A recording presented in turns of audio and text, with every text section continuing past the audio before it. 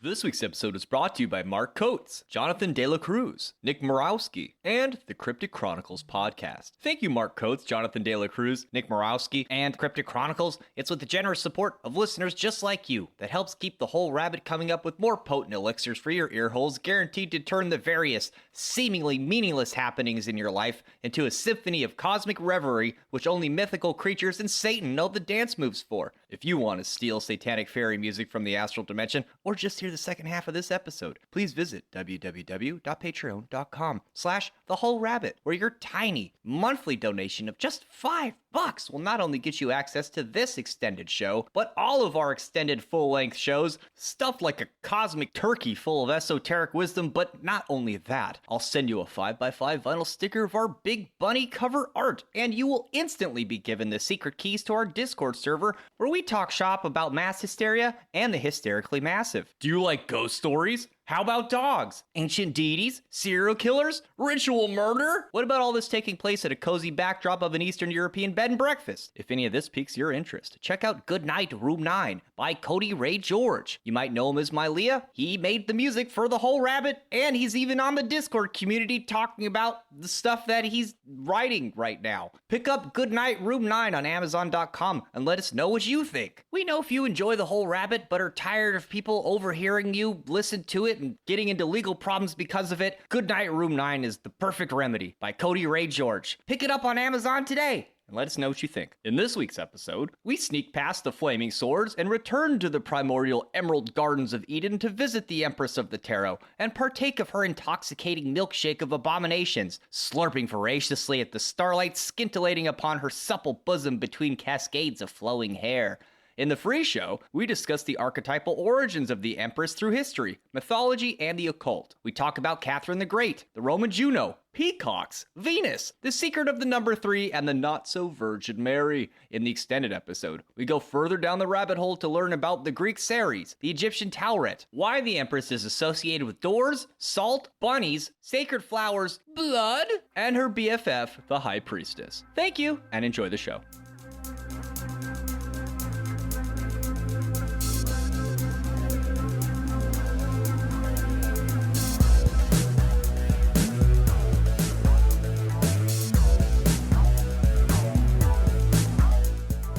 Why are we called mammals? I don't know the answer to that. Yes, you do. You just want us to tell you. Mammals, mama, memories, boobies. It's all about boobies. Really? Yep. Oh. Etymologically, it has roots in breasts. Do platypuses have boobies? I believe platypuses lactate, but they do hatch from eggs. Is it platypuses or platypi? Platypussies. Apparently, all mammals have nipples. That's what makes you a mammal. Titties. Now we know why boys have nipples, because they're mammals. Hello, everybody, and welcome to The Whole Rabbit, where we don't just loosen the garment of the goddess for a tiny peek behind the veil. Nay, we passionately supplicate ourselves in rapturous adoration before the boundless beauty of the milky Queen of Heaven, that she may reveal her naked body to us in delirious, wild abandon, and devour us like a moth in a burning ray of emerald starlight, because this week we're discussing the Empress, or as she's known in the tarot, the daughter of the mighty ones, her history, mythology, and of course, occult significance. I'm your host, Hack Rabbit, also known as Luke Madrid. I'm joined this week by the matriarchal madwoman, Mari Sama. Yo, what's up? The mangler of your mom's hair, Malachor5. Manglemoms.com. Hello.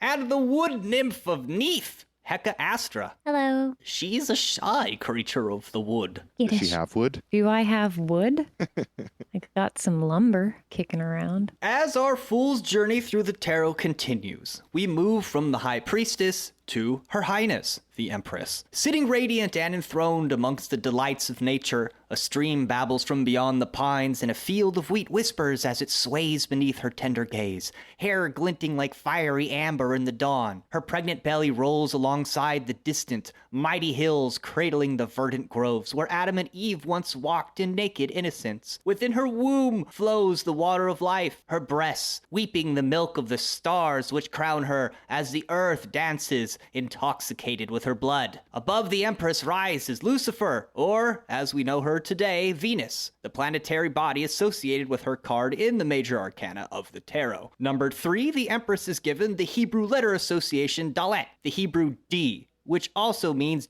door or door bolt. But we will talk more about that in depth as we go. I like your poetic introduction to the Empress. Just the facts. It was just the facts. Milk of the stars.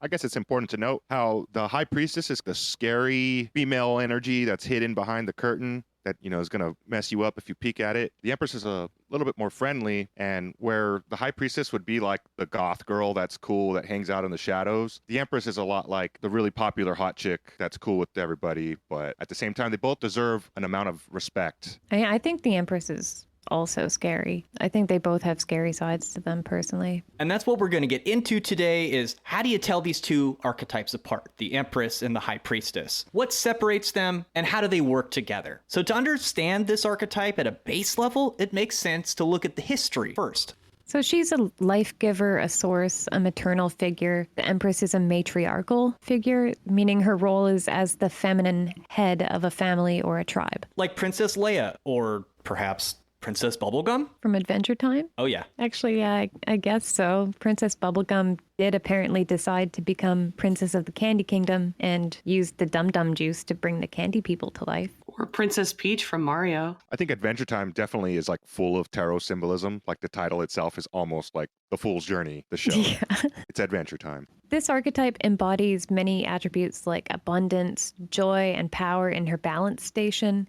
She's graceful, she's fertile, loving, embracing, but she's also severe and disciplinary. And somehow all of these characteristics are rolled up into one maternal figure. This Empress mother creates order and balance in the home and fills the home with her offspring whom she'll care for. She'll scold you and ground you when you act out of line. And it's this same woman that will also cuddle you and nurture you or comfort you when you fall down and scrape your knee. She does have a soft, receptive side and a hard side. We see her fortitude giving birth and when she's protecting her young. We've also all heard of women lifting cars off their children with displays of seemingly inhuman strength. And all of these characteristics belong to the Empress as an archetype of the divine feminine. So how many freaking variations on divine feminine are there anyway? A fuck ton. So they're not all the same? They're just like very confusing different spectrums of this? God, I don't get it.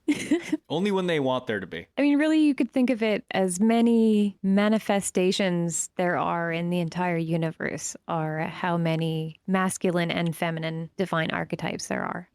Look, we spent a week trying to figure it out, okay? Seriously, though, there is a difference between the two, although they do cross at a very important point. So to begin, at the very beginning, what is the difference between a queen and an empress? Because we are talking about the empress after all. Right. So a king and a queen rule over a kingdom, which in turn is defined by a country, province, or territory, whereas an emperor and empress rule over an empire. That's a group of countries or states. So the most notorious example of such a collective would be the Roman Empire, which spanned from England down through North Africa and east into Turkey. At its peak, it encompassed between 40 to 50 modern countries. So since an empire has multiple kingdoms under its rule, they have often had individual governors appointed to a country or province. So in theory, an empire might have a regnant emperor or empress with multiple kings or queens under them. So in the sense of the tarot, you might think of this like all the queens are under the empire ruled by the empress. If you consider the suits relating to the elements, she reigns over all. To take a look at her etymology, empress derives from empire, and the etymology of empire derives from the Latin imperium, which originally refers to the rightful authority of a Roman emperor. Imperium is composed of the prefix im, meaning in or into, combined with the verb parere,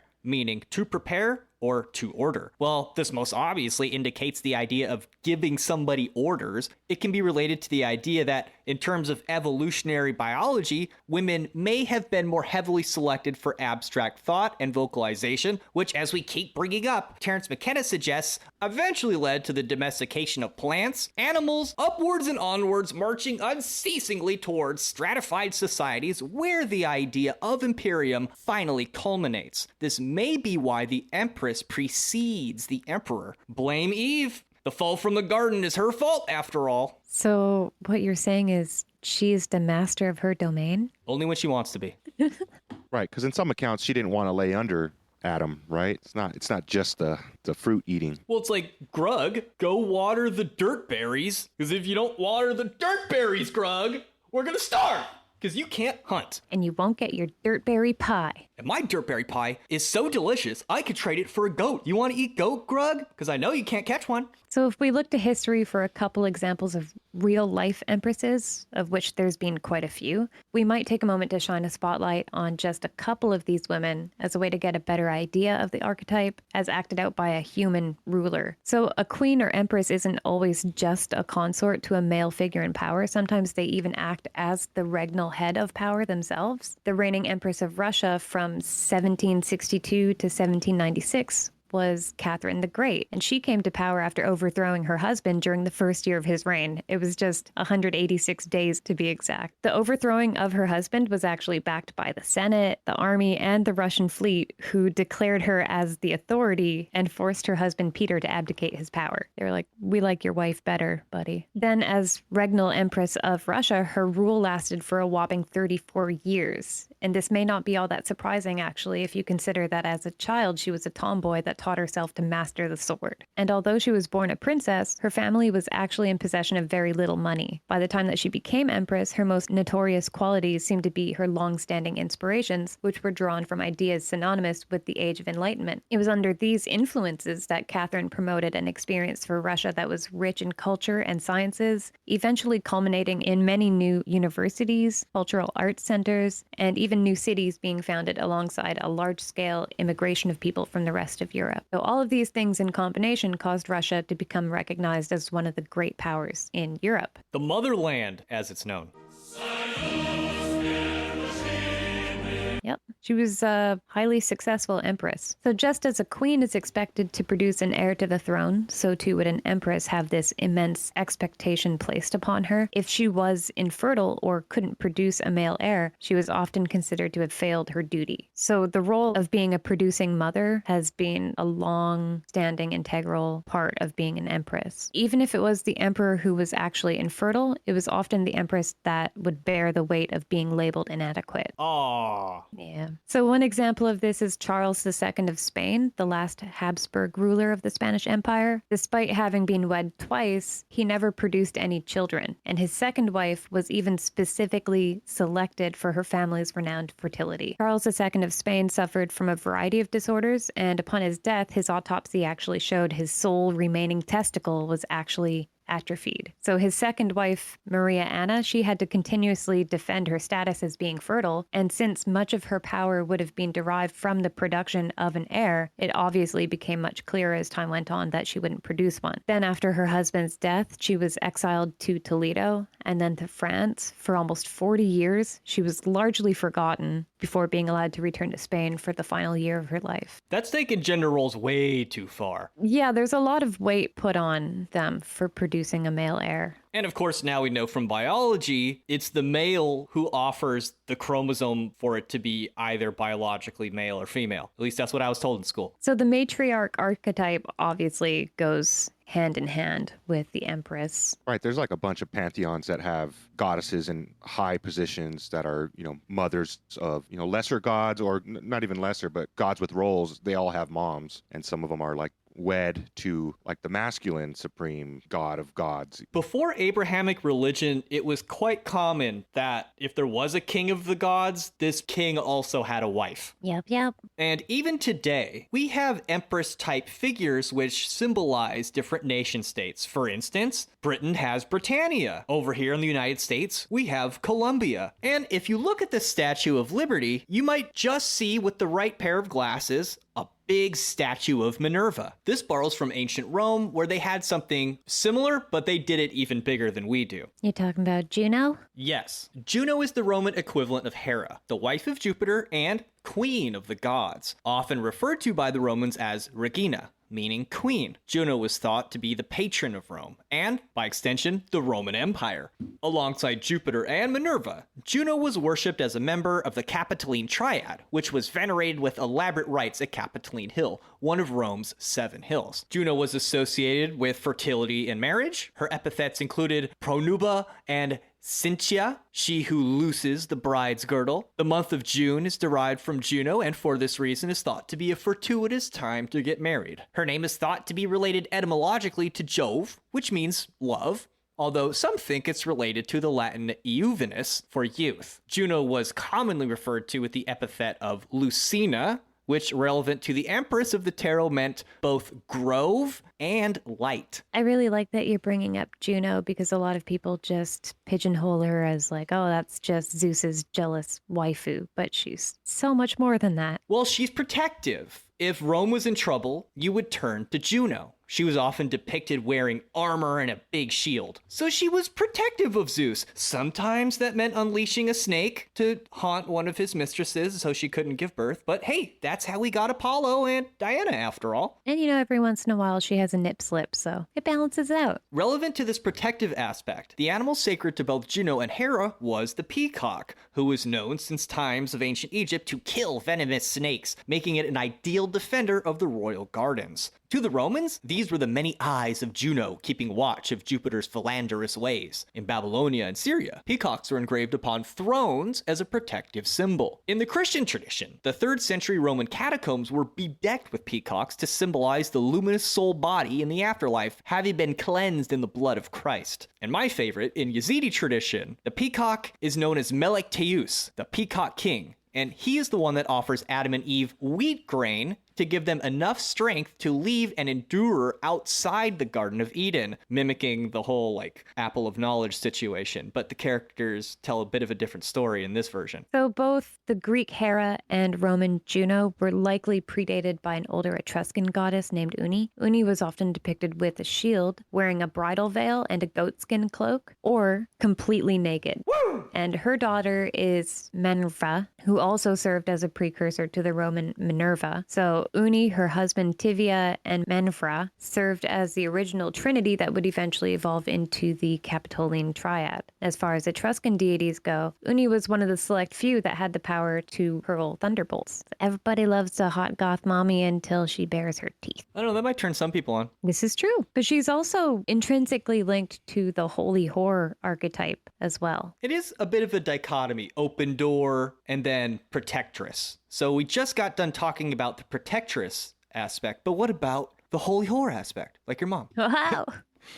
So the Empress, of course, is one of the 7 major arcana, which correspond to classical planets. And like we said, in her case, it's Venus, the goddess of love. There is also an interesting to note specifically about the Venus symbol, the one with the circle and cross on the bottom, usually used to signify the female sex or gender. You've seen it before. Yes. If you draw that symbol over the tree of life, you might notice that each of the spheres on the tree line up with the symbol itself. So you would make a circle around the first 6, and then you would draw a straight line down through the middle pillar, and then you would put a cross, and you would get the Venus symbol. And this symbol would neatly touch every sphere without strain or going off chart. It's all actually really perfectly lined up. And to me, this is saying the secret of all existence or of all the mysteries is love. So in a way, the whole entirety of the tree of life can be said to be found on meditations of love. More like a universal love, though, not that of desire and infatuation of lesser things, but this hot goth mommy showing her teeth, you're still capable of falling in love with that. You can see through that and live to tell a tale or make peace with it because you're in love with it. It's a kind of union still. Yeah. Love and union. Yeah.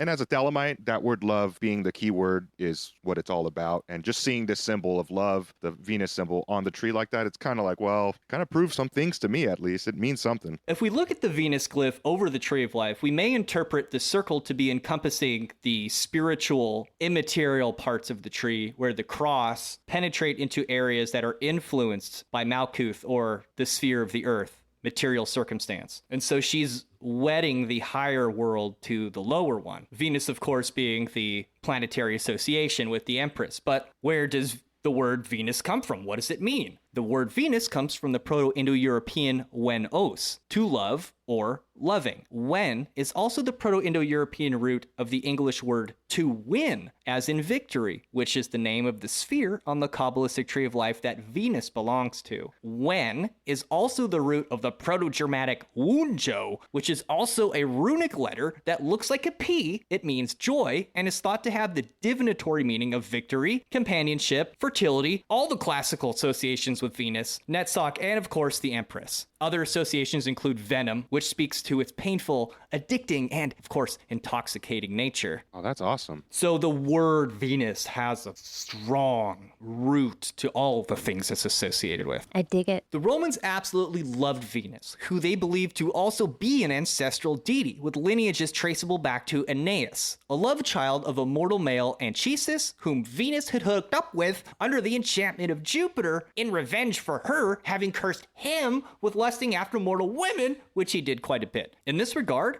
the cults of Venus were thought to represent the seduction of the gods by mortals, and in extension, speaks to the practical effects of magic and the ability for love to conquer otherwise established arrangements, legal or otherwise. A little bit of love conquers all, mixed with all is fair in love and war. Sounds like victory. Sounds like joy. Which is also the boss from Metal Gear Solid's code name in her Cobra unit. Oh. The Joy. So just think No about kidding. the boss. She's the mother of special forces, yes. I love how Kojima does that. I love it. He's my joy. And you too, Hecka. Aw, I like what you were saying about the seduction of the gods by mortals, because it reminds me a lot of the Book of Enoch. Oh yes, that's how the angels got in trouble. They lusted after mortal women, and then they kind of broke their commandments and their agreements. And that is what it's supposed to symbolize. Venus symbolized like, well, you know, because Jupiter has an arrangement with the Senate. They have a legal arrangement. It's like the covenant with Abraham and his flock with Yahweh. It's like a legal agreement. You do this, I protect you, so and so. But Venus has a more like, well, if I just want it bad enough, if I love it hard enough, if I pray to the goddess of love, she will move the world, heaven and earth, to fix this. And I will win. This is victorious. It's the good news. And you can see how Christianity has a lot of overlap with that. You know, paying the debt. If you just pray hard enough, you could part the seas and you can get yourself out of slavery and love can win, you know? So obviously this is how Lucifer becomes the devil, because they had to erase this entire cult because they kind of took it over. I mean, it's all about love. It's all about the love. At the end of my spear, Well, you're supposed to love your enemies too, right? as you impale them for the emperor. But as David Bowie says, love is not loving. Love thy enemy, yeah. He also says, I don't believe in modern love. When a Roman is a fisher of men, it's usually him on the boat with a spear, just like, get off my boat! Get. In terms of mythology, the Romans offered Venus no origin story beyond her classical association with the Greek goddess Aphrodite, who, depending on who you asked, had various different origins. In Hesiod's Theogony, Aphrodite is born off the coast of Cythera from the foaming genitals of Uranus, which his son Cronus had severed and thrown into the sea. Wah, wah. Dick foam. In Homer's Iliad, she is the daughter of Zeus and Dione, which sounds a little bit like Juno. It has some etymological roots to Diana. It means like luminous. Plato considered both stories true, but pertaining to different manifestations of Aphrodite. In terms of being a holy whore, Aphrodite, like Zeus, is famously unfaithful and has affairs with both gods and men. As we heard earlier, it sounds like they got into a fight over who was the bigger hoe, and, you know, the mortals have to pay the cost. Like Venus, Aphrodite was associated with love, lust, beauty, pleasure, passion, procreation, desire, sex, fertility, prosperity, and,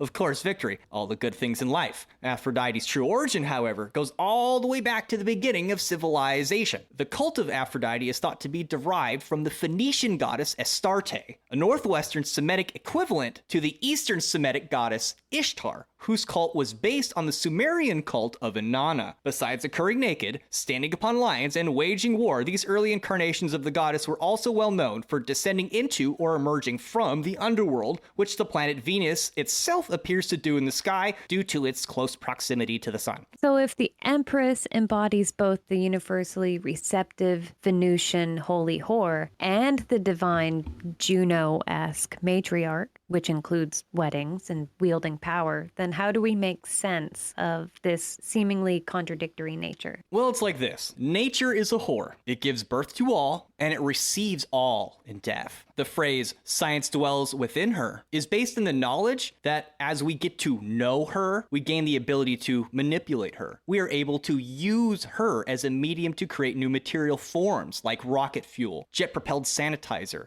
microchips, cell phones. When we join with her, we can create pretty much anything. Yet at the same time, nature is innocent as much as it is vicious. You don't need to teach a lioness to growl when danger nears her cubs, nor is the lioness evil to kill a zebra when she has to feed her cubs. Nature is loving and tender as well, because that same lioness will lovingly lick her cubs. Now, of course, the innocence of children extends beyond loving kindness and occasionally wanders pretty far into abject cruelty. This is also true of nature. So nature really imposes balance. You could kind of think of it like if you manipulate her to an extreme, there won't be anything left. Or you over farm something, overfish something, there aren't any fish left in the stream, that kind of thing. So there's a balance. She'll starve you as much as she'll feed you. It depends on you. So in that way, as much as the divine feminine may represent nature, it can both be thought of as innocent and a whore. Is it time for tarot symbolism? Yes, because if we want to dig further into that question, how do we separate these two archetypes? We can begin by looking at the tarot. In Mystical Kabbalah by Dion Fortune, she mentions the difficulty of explaining the Sephiroth and pathways above the abyss of Da'ath on the Kabbalistic Tree of Life because that dimension transcends the limitation of the intellect. This also happens to be where the Empress is located on the tree and even serves as a boundary to the places the individual ego cannot penetrate,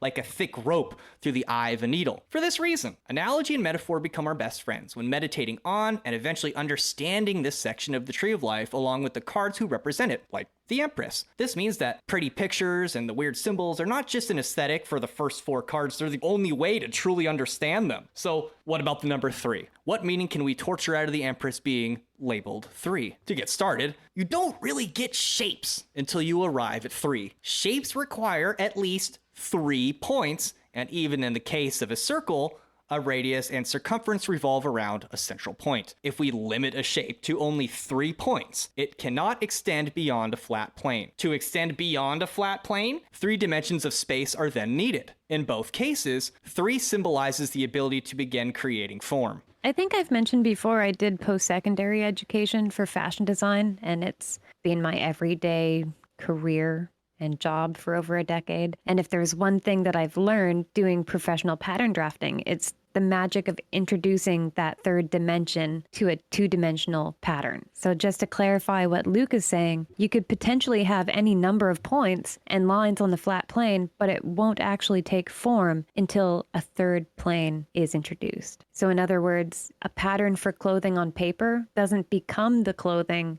until you're using all 3 X, Y, and Z axes. I'm also saying you couldn't really make a pattern to cut out with only 2 points in a line. You'd need at least 3 points to have a shape to cut out. Right, even the most basic pattern, the most you could possibly simplify would just be a triangle on a piece of paper. And with just this simple principle, we can understand that the possibilities are essentially ad infinitum. It's essentially what the Empress does. She's an engineer or a pattern drafter, connecting infinite points for forms to take shape. So for me, it's like taking the paper pattern for a garment, cutting it out and sewing it, giving it a 3-dimensional form. This is where the dichotomy comes in with the other feminine archetype. We might say that the Empress accomplishes all this engineering with the help of the High Priestess, where their paths cross on the Tree of Life. Strangely, it's also where the rope and eye of needle symbolism collides. Yeah, so we could say the Empress does all the math and the pattern drafting, and the High Priestess takes that and sews it, brings it forth into a garment, just like how Neith is the weaver. Yes, so the Empress forms and the High Priestess delivers the form. Yeah. As it says in Genesis 3:20-21. And Adam called his wife's name Eve, because she was the mother of all living. Unto Adam also and to his wife did the Lord God make coats of skins and clothe them. Dude, I thought that they made clothes after they ate the fruit, though. No questions. They tried. No, this is after they, that. Maybe they were capes. No, this They were is like after super- that. Oh, okay. Oh, that's what before he sent them out. That's right. They were hiding, and he asked them why they were hiding, and he was like, "Well, I don't want you to see me." He's like, "Who told you were naked?" I'm like, "Come out here." Well, I guess now he that gives you them clothes know, after that. get some clothes on. They're like the emperor and the empress of the Garden of Eden. And even there, it's about making clothes. But if you want to get into the esoteric meaning of it, it's that Eve creates forms. She embodies things, produces, manifests, embodies them. I think that same idea echoes in why Masons are called Masons. They make stuff. It's magic. In construction, an engineer will often employ the use of triangles because they're the strongest shape. Anytime that a large structure needs as much support as possible, generally you will see triangles in the design. Bridges are actually a great example of this since they're meant to support the weight of both the bridge itself and vehicles while spanning a horizontal plane. And it means that it needs a higher amount of support than it would if it was just a vertical structure of the same size with a solid base. So triangles are the strongest shapes because each side supports each other side equally. So load distribution of weight and pressure is felt equally by all sides, unlike other shapes like squares.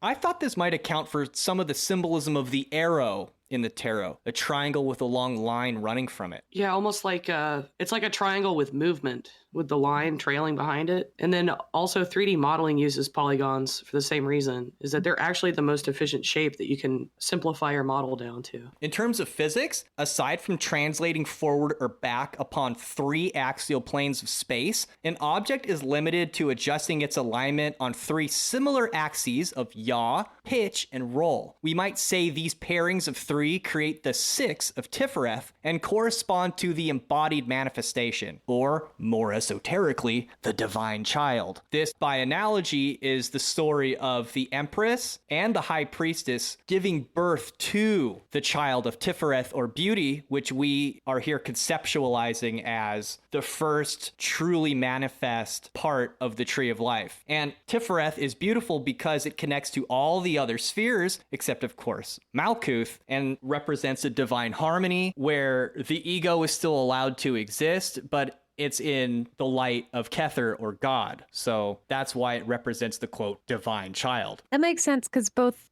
the High Priestess archetype and the Empress relate to different aspects of Mary. So the Empress is a kind of mother, so she'd be like Mother Mary that connects to Father, Son, and the Holy Spirit. And to me, this is kind of like 1 + 1 = 3 when you do the thing, you know, wink, wink. Thelemites call it 2 = 0. Thank you very much.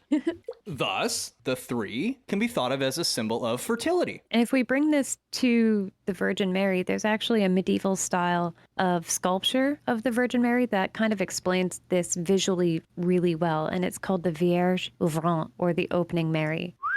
The Vierge Ouvrante means the Virgin's workings, and it's basically a statue of Mary with baby Jesus on her lap, but the front of her is actually divided down the center into 2 halves, each being a door. So it's a statue that opens up, and when you open her up, you see various depictions inside of each door and the main part, so that would be in the center of her body. In the center of her body, there's a depiction of God. He looks pretty grumpy usually, with a grimace, and then beneath God is a cross upon which Jesus is crucified. So these statues are considered by some as being heretical, and largely they go ignored or unmentioned, left to just be forgotten to history. We might even call it a heretical secret, where instead of God raising Mary to heaven, both he and the Son are actually contained within her. And this is largely antithetical to Mary in her generally more acceptable role as simply a poor and humble mother of Christ. I mean, even in the story of the Bible, there's these esoteric clues about the matriarch and the whore, because both Marys, his mom is, of course, the mom, and Mary Magdalene is sometimes represented as, well, a whore. We know that Mary means ocean, and more esoterically, it's the ocean from which all things arise, the waters of the womb. So, I mean, if you have artists that are classically trained to think in symbolism, well, this is what happens. Artists put esoteric stuff in their art. That's sort of their job. This is true, just like we'll find that same esoteric symbolism in the tarot. This brings us to the Thoth Tarot, the one beautifully painted by Lady Frida Harris with the help of Aleister Crowley. It's interesting because some of the more modern editions of the Thoth deck has the Empress card on the back side of the box itself. So this is kind of a way of Crowley telling you like, hey, this card's pretty important. And like it represents love, My religion's called love and based on love. Meditate on the backs of this box a little. It's a little bit like the opening Mary itself. Like, well, all the cards are inside of her. Yeah. So in the Thoth Tarot, the Empress wears a horned crown that's reminiscent of the crown of Isis worn by the High Priestess. However, instead of the moon between the horns, the Empress's crown instead cradles an imperial orb, or a globus cruciger, which is a symbol often held by rulers or angels in art, or by monarchs in ritual to express their immense divine power. So this power is symbolized by the imperial orb itself, since the orb of the world, or orbis terrarum, is topped with the cross of spirit. Generally, the orb and cross are meant to imply the world and its ruler. The ruler, of course, being the universal spirit of God, symbolized by the cross on the orb. What this means is that as a unique combination of symbols, the globus cruciger symbolizes God's spirit, or dominion over the world. When the orb and cross are used in combination with scepters, either as separate props or as a scepter top with the orb and the cross, it's meant to represent the sovereign's temporal power exercised with good governance.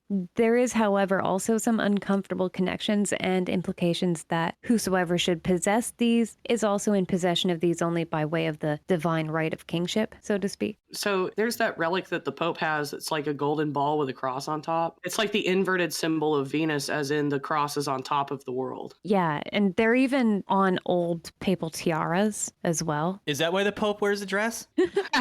So, but is that what a globus cruciger is? Yeah, it's that sphere that has the little cross on the top of it. Oh, okay. So it's just an inversion of that older idea of the feminine version. It's actually awesome that you brought that up, Mari, because when this symbol is inverted, the globus cruciger may also be interpreted as the inherent spirit underlying matter, which, as spirit emanates into manifest matter, hides itself underneath its material mask of a body in all of its manifestations, or as the alchemist might say, the prima materia inherent in all things. And uncoincidentally, inverting this cross and orb, it happens to also be the symbol of Venus. People are presented with the other symbol, but really the spirit manifests through matter. And that's also in association with Netzach and Venus, is the idea of appearances, the way something looks, how it presents to others. Right, because especially down here on Earth, we see the material, which would be the orb, above the spirit. That's generally what you see at first glance. You see the material first. You have to recognize the spirit underneath. Oh, it's like looks are deceiving, as in something could appear beautiful and perfect, but it could be a horrible person spiritually underneath. That's also what Netzach represents. If we even look at the actual planet, it is the most brilliant of planets, but its surface is toxic and completely cratered. Also obscured by the cloud cover. Like makeup, yeah. Yeah, exactly. Which would be why it's associated with vitriol as well. In the last episode, we talked about the shape of the pomegranate and how its crown-like top influenced the designs of these exact ceremonial orbs that we're talking about. And so knowing this, and that the crossed orb symbolizes the dominion over earth and matter, then we might also consider that as the Empress and Universal Mother, she holds all the patterns for the manifest matter of the four elements, or suits of tarot, within her domain. The earth as the planetary orb in alchemy was sometimes codified in the symbol of a cross within a circle for this reason. To riff on this idea of where heaven and earth touch as the symbol of Venus, and even as it relates to Christianity, and of course Catholicism, if we look at the Omphalos in Christianity, theirs is located in the Church of the Holy Sepulchre. We talked about the Church of the Holy Sepulchre in our episode about Lucifer and the Holy Weapons episode, because that used to be an old temple to Venus, which is also mythologically where the Spear of Destiny was found. It's also mythologically where the cross was found. So in Christianity, here too is Venus being used esoterically as a symbol of both where heaven meets earth and the divine right to rule and have authority over the world. So basically, who's going to count your votes? Dominion. Who's going to keep you emperor or empress? So if we take this over to the art of the Rider-Waite deck, the Empress card, in it she's not shown represented between pillars like how the Priestess is. Instead, she's sitting upon a throne in the setting of a lush forest. And to me, this implies a kind of unbound and fertile nature. In many decks, she's depicted as being pregnant, and so we might consider her as a kind of perpetual mother in her universal nature. If you look at the word matter, it has etymological roots in the Latin word materia, meaning substance from which something is made, or hard inner wood of a tree. Materia, in turn, is derived from matter, meaning origin, source, or mother. So this is like a shout back to what we were talking about earlier. As a material used for building, this could also in turn be expanded into Latin to encompass the Greek hylo in the philosophical sense of the fixed matter, which is also used in alchemy, as well as literal matter like trees and forests, like we see in the card. So we might in turn relate this Greek hyle, which, according to Aristotle and Empedocles, is the first matter of the cosmos from which the four elements arose. This, in and of itself, is a deep rabbit hole to go down into, since Aristotle defines matter as being that out of which something is made. He says, by hyle, I mean that which in itself is neither a particular thing, nor of a certain quantity, nor assigned to any other of the categories by which being is determined. So according to a history of Jewish philosophy, hyle is the same as the darkness in the first chapter of Genesis. Jehovah Bovu. And this implies a kind of chaotic nature, and that this primitive or eternal hyle, or matter, is what allowed for the present world to come from it. This hyle has no true likeness or form itself, but it has the capacity to receive form and in turn the power to give form and clothe the hyle with any form, where hyle is the root of form and inherently gives way to form itself. So in simple terms, it's the immaterial conceptual ability for form or material to take shape from. What does the God of the Bible do? He comes upon the face of the deep. Oh. Is that a bukkake joke?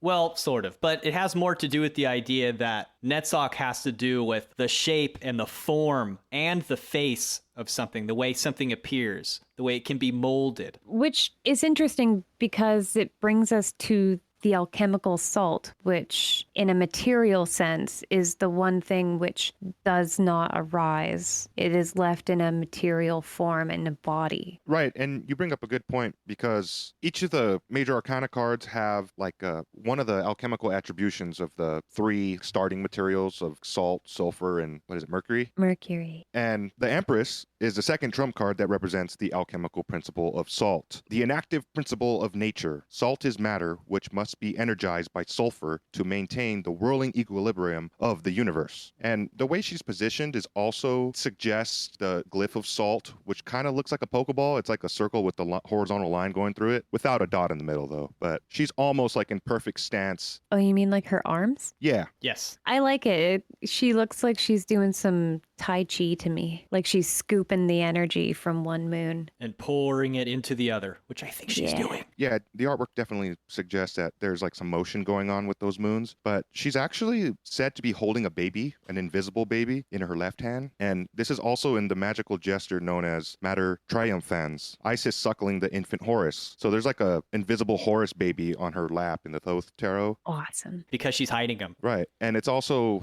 implying that she's like, if not with a child now, she's got one in the oven. It's implied that she's always pregnant, right? Because she's a goddess of love and life and all this stuff. So salt, in the alchemical sense, it echoes into this theme of being pregnant or being the womb itself. And even the babies, when you're in an embryo and when you are an embryo and you're floating around in the womb, you're actually in salty amniotic fluid, which I think is just kind of interesting to once again fall in line with the associations through and through. You know, Well- it fills up with the baby's waste, right? But it keeps it sterile too. Salt is also a sterilization mechanism. Also helps emulsify things like vitamins and minerals because they act as an electrolyte. So we do need salt to survive, but if you only drink salt water, you'll die. There's a fine balance, and it's the same with plants. Like plants need certain kinds of salts and say nitrogen as well in the form of salt. They need those things in order to thrive and